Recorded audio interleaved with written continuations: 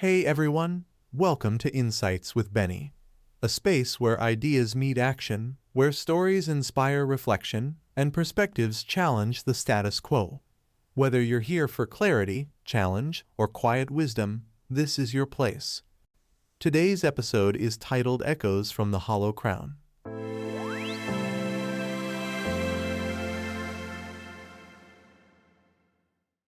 What happens when a crown is handed to the wrong head? In this reflective story, warmth, charm, and quiet struggle reveal a deeper truth about leadership, fit, and finding rhythm where it belongs. As always, these are straight from the heart of Insights blog. Let's begin.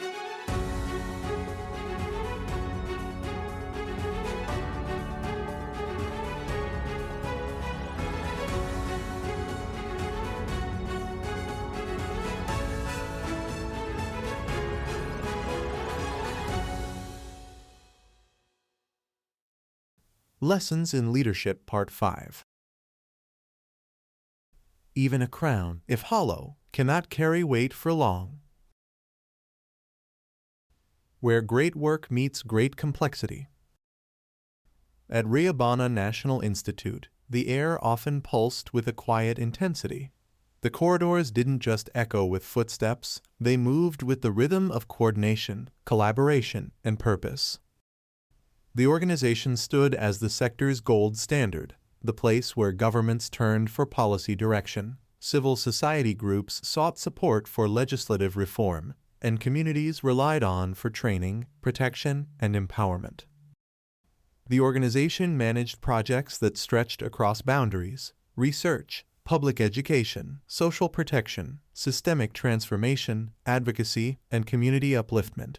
It was a legacy institution, grounded in trust, and driven by a vision for sustainable change. To keep that engine running, we drew from a wide and talented pool of professionals: project managers, analysts, administrators, field coordinators, lawyers, policy experts, social and community workers. People weren't just hired, they were developed. We moved them between teams, departments, and portfolios to stretch their potential and spark growth. It was our version of cultivation: careful, considered, intentional. But with diversity comes unpredictability. Working styles and quiet storms. Every office has its characters, personalities that shape how the organization breathes. There are the ants, consistent, methodical, never flashy, always moving. You rarely have to follow up with them. They meet deadlines before you even remember there was one. Then come the owls, reflective and wise, guiding from the shadows. They don't speak often, but when they do, people listen. Parrots fill the room with sound. They're vibrant and talkative, often echoing others, but rarely pushing original ideas.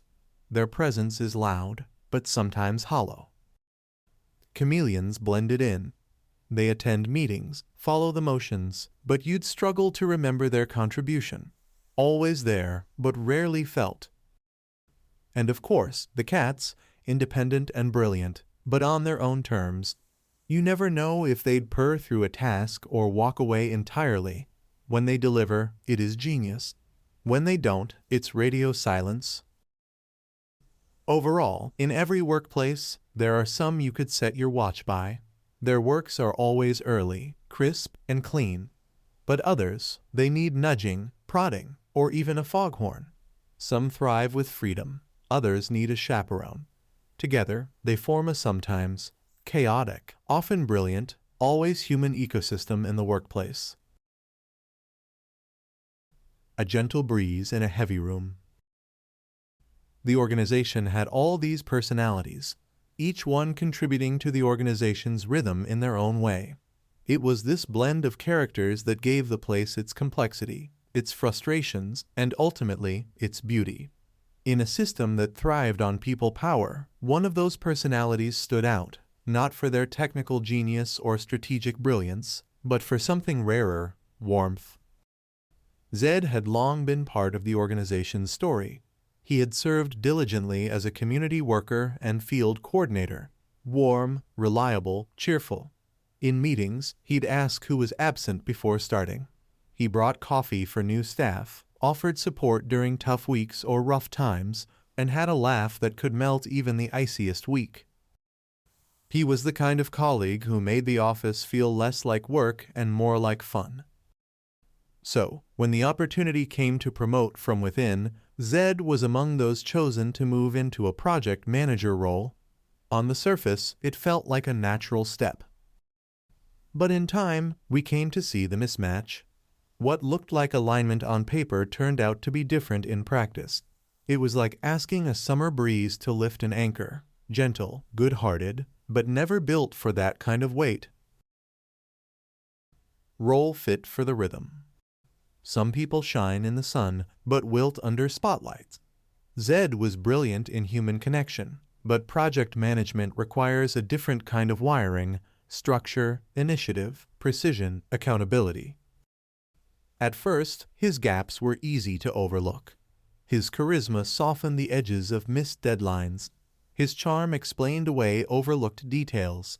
His kindness made people want to help him catch up. But charm doesn't keep a timeline, and charisma won't balance a budget. Slowly, things began to slip. Reports were late. Budgets didn't align. Project assessments were shallow.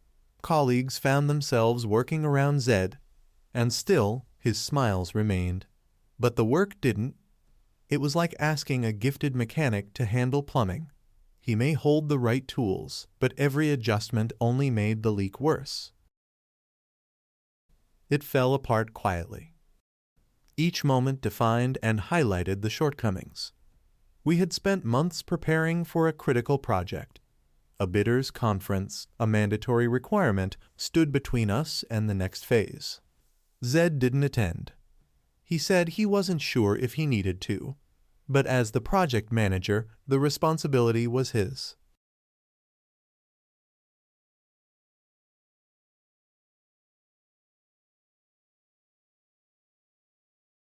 It wasn't dramatic. It was just quiet, like watching a vase fall in slow motion.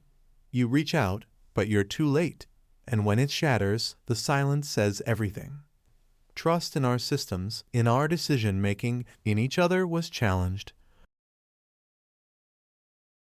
Rebuilding from the inside. The missed opportunity wasn't an isolated event. However, it exposed deeper cracks in how we matched people to roles. Around the same time, the organization was undergoing an institutional renewal, reviewing structures, reassessing leadership, and redefining what excellence looked like.